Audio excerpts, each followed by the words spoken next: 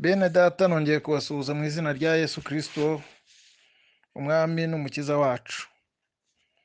Muri aho, mugire amahoro.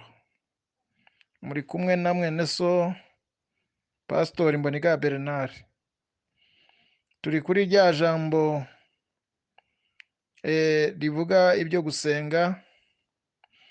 Tugeze ku nteruro ya kabiri, cyangwa se ingingo ya kabiri, aho Yesu yagize ati nimusenga kandi mujye mugira muti ubwami bwawe buze. Iyo bavuga ubwami cyangwa ingoma cyangwa ubutegetsi, baba bashatse kuvuga ko hariho umwami ari we mutegetsi w'ikirenga, hakagira n'abamufasha bayobora izindi nzego z'ubwo bwami cyangwa z'icyo gihugu. Haba harimo ibikomangoma, abaminisitiri n'abandi bayobora inzego nk'uko icyo gihugu cyaba kigabanyije. Harimo n'ingabo. Ingabo rero mu ijuru hariho ingabo z'Imana zitwa abamarayika beza bagumanye n'Imana igihe Satani yigomekaga. Abo nibo ngabo z'Imana zo mu ijuru. Mu isi naho hari ingabo z'Imana ni abayoboke b'Imana bayiyobotse, ni abambariza izina ry'umwami wacu Yesu Kristo bari hose. Ni itorero rigizwe n'abantu, ni rimwe mu moko atari amwe, rigizwe n'abantu bahamagawe basengera Imana mu mwuka no mu kuri. Abo ngabo rero bari mu bihugu byose, nabo bitwa ingabo z'Imana hano mu isi. Hanyuma Yesu yaje kwimika ubwami, yazanye ubwami bw'Imana hano mu isi. Nicyo cyamuzanye kugira ngo yamamaze ingoma y'Imana. Yashakaga ko ubwo bwami bukwira. Yashakaga ko ubwami bw'Imana bukwira, ndetse bigeraho mu nyigisho ze yatanze abivuga, aravuga ngo nimwihane kuko ubwami bwo mu ijuru buri hafi.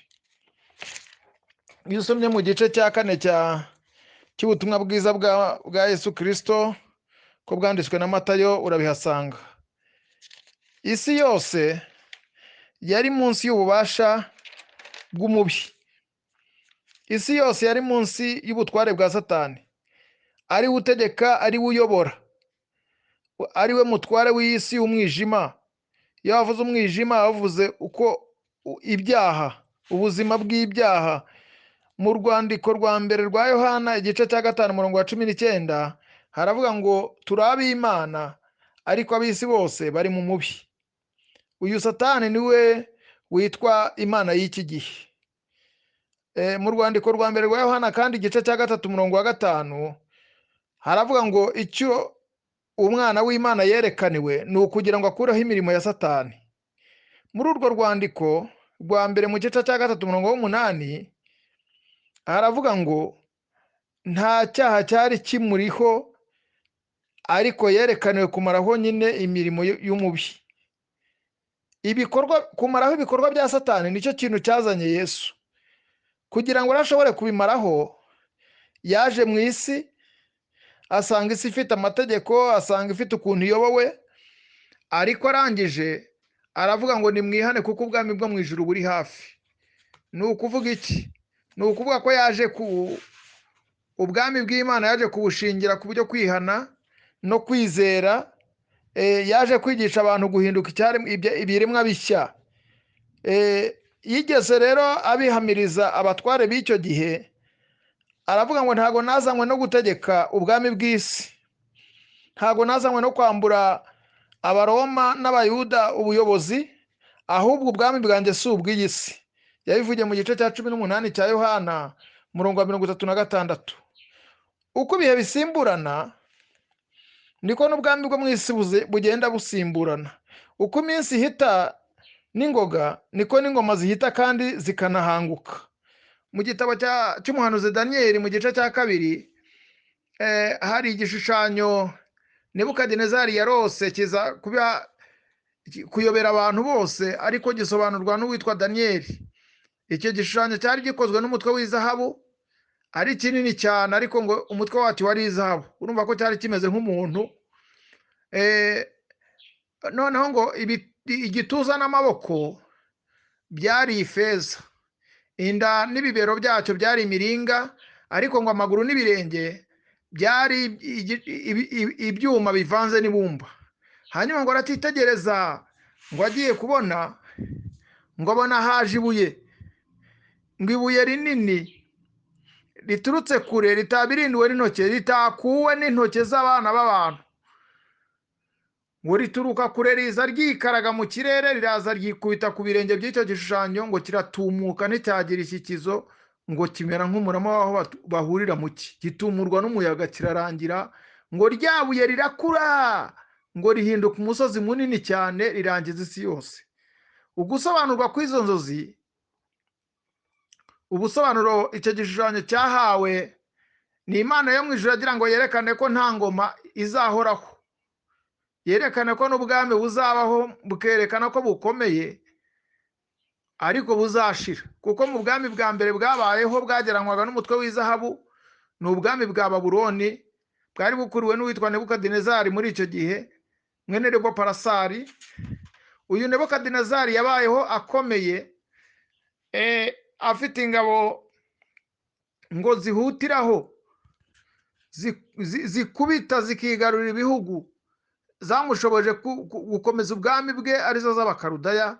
Ariko ijuru ryamugeranyije, umwami wo mu ijuru yamugeranyije ngo n'umutwe wa zahabu, ariko ngo uzageraho ukavaho hakajyaho noneho ifeza. Mu by'ukuri uko byagendaga bimanuka, niko byagiye bitakaza imbaraga kugeza kuva icyo gihe kugeza ku ibumba. Urumva nawe kuva ku izahabu ujya ku ibumba, niko ubwami bwagiye bucika intege, cyangwa se bugira agaciro gake. Nebukadinezari yaje gusimburwa, cyangwa se ubwami bwa Babuloni bwaje gusimburwa n'ubwami bw'Abamedi n'Abaperesi. Nk'uko amaboko abiri ahurira mu gituza kimwe, niko Abamedi n'Abaperesi bihuje bashinga ubwami. Ubwami bwabo bwageranywaga n'ifeza, kandi bwari ubwami bw'amategeko atavuguruzwa. Burakomera, bukora ibyo bukora, reka sinakubwira, nabwo bwishyira hejuru, bukora ibikomeye, ariko biza kugeraho nabwo burahanguka. Buhangurwa n'ubwami bw'Abagiriki. Alexandre le Grand, umuhungu wa Filipo umwami wa Masedoniya, niwe wakubise Abamedi n'Abaperesi, ingoma yabo irarangira. Ndetse n'uwitwa Darius wa gatatu wari washinze ibirindiro, yanze kuva mu mijyi, yanze kuva mu midugudu ye, avuga ko arahangana akageza ku wa nyuma, abwira ingabo ze ati nimurwane. Ariko Alexandre mukuru yamukubitiye ahitwa Igogameresi na Garanike, kugeza igihe ata umugore n'umwana arahunga. Nuko ubwami bw'Abamedi n'Abaperesi nabwo burarangira. Abagiriki barategetse, bategeka igihe kinini cyane, ariko nabwo birangira basimbuwe n'Abaroma. Abaroma barategeka, ingoma yabo irashira. Mu ndirimbo y'149 tujya turirimba, iravuga ngo ku gitero cyayo cya kabiri haravuga ngo ingoma zose zo mu isi yacu zijya zihita zishiraho, ngo abanga Imana ntibayisenge bazapfa bose be kwibukwa, ngo nyamara urwo rukundo rw'Imana rutagira akagero, urwidukunda twabari mu isi nirwo rutazashira. Uyu mugabo, gusobanurwa kw'iki gishushanyo, ngo hari ibuye rinini cyane, ibuye ritabirinduwe n'intoki z'umuntu, kandi ryaje riturutse kure, ryihura ryikubita kw'icyo gishushanyo. Ubwami bw'Abaroma bwari bufite igice cy'ibyuma, amaguru y'ibyuma, ariko ngo ibirenge bikagira ibumba n'ibyuma bivanze. Nk'uko ibyuma ngo bitavanga n'ibumba, niko ubwami bugaragara nk'ubukomeye ku isi, ngo bujya bwivanga n'ubundi bwami ngo bumeze nk'ibumba. Burya hari ubwami ngo buba bumeze nk'amabumba, ariko ngo nk'uko bitavanga, niko ngo abo bantu badashobora guhuza. Ngo uwaje kubirangiza rero ngo ni ibuye ritabirindiwe n'intoke z'umuntu, ngo riraza ryikubita kuri icyo gishushanyo cyose kiratumuka, ngo nticyagira ikikizo. Mu gusobanura icyo gishushanyo ku gice cya kabiri cya Daniyeli umurongo wa 44 haravuga ngo nuko ku ngoma z'abo bami ngo Imana yo mu ijuru izimika ubundi bwami, ngo ubwo bwami ntabwo buzarimbuka iteka ryose, ubwo bwami ntibuzasimburwa n'ubundi bwami. Uyu mwami iri buye ritabirindiwe n'intoke ni Kristo, ari we mwami utimitswe n'abana b'abantu, ari we mwami utagira manda, ari we mwami utagira ibyihebe bimugomera cyangwa se utagira abantu bazamutera ngo baze bazungure ubwami bwe. Azategeka ibihe n'ibihe, azategeka iteka ryose. Imana ishimwe. Ishyaka rye rizaba ririmo abantu b'abakristu b'abarwanashyaka babaye indahemuka, babaye abakiranutsi bakageza ku gupfa. Imana ihimbazwe. Imiyoborere ye yaravuze ngo ni urukundo, yigishije iby'urukundo, asanga abantu barimitse urwango, aravuga ngo nimwimike urukundo. Asanga yakuyeho guhora yimika imbabazi, yakuyeho umwijyane yimika amahoro, kuko ari umwami w'amahoro. Yaravuze ngo ubwami bwe si ubw'amagambo ahubwo ni ubw'imbaraga kandi n'ubwo kwishimira mu mwuka wera. Imana ishimwe. Aravuga ngo hazabaho ibyishimo bidashira mu bwami bwe. Imana ihabwa icyubahiro. Ngibyo ibyo yigishije mu Baheburayo 12 umurongo wa 28 haravuga ngo ubwo twakira ubwo bwami bwa Yesu butabasha kunyeganyezwa. Ubwami butabasha kunyeganyezwa ni ubwami budashobora kunyeganyezwa n'ikintu cyose ngo gukurwaho n'abandi bantu. Ubwo bwami aravuga ngo dukwiye gukomeza ubuntu bw'Imana, ngo kugira ngo tubone ukuntu dukorera Imana nk'uko ishaka, kuko Imana yacu ari umuriro ukongora. Imana ihabwa icyubahiro. Yesu bwe yitanze ku bushake bwe, apfira ku musaraba w'i Karuvari. Uwo munsi nibwo yimitse ubwami. Mu nyigisho ze yigishije iby'ubwami bw'Imana n'iby'agakiza. Noneho ubwami bw'Imana yaravuze ngo bubanza bwinjire mu mitima. Nibumara kwinjira mu mitima, hanyuma buzajya ku mugaragaro ubwo buzahishurirwa mu gihe cyabwo, ubwo Yesu azaba aje. Mureke ubwami bw'Imana buze. Nimusenga muvuge muti ubwami bw'Imana buze.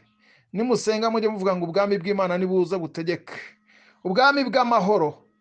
Iyo wamaze kwakira Yesu mu bugingo bwawe, ingeso mbi wagiraga zimurwa n'ingeso nziza, imico mibi wagiraga ikimurwa n'imico myiza.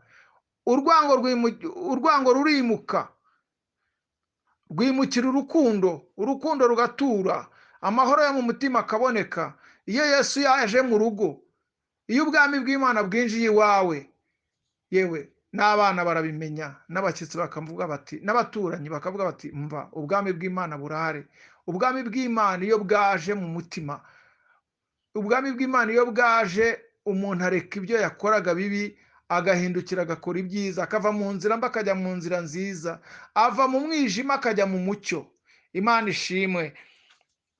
Yesu arangije aravuga ngo ubwami bwawe buze. Ngo nimusenga mujye muvuga ngo ubwami bwawe buze. Mu kubwira abigishwa be ko bazigisha bakagera no ku mpera y'isi, nibo bagombaga kwigisha iby'ubwami bw'Imana.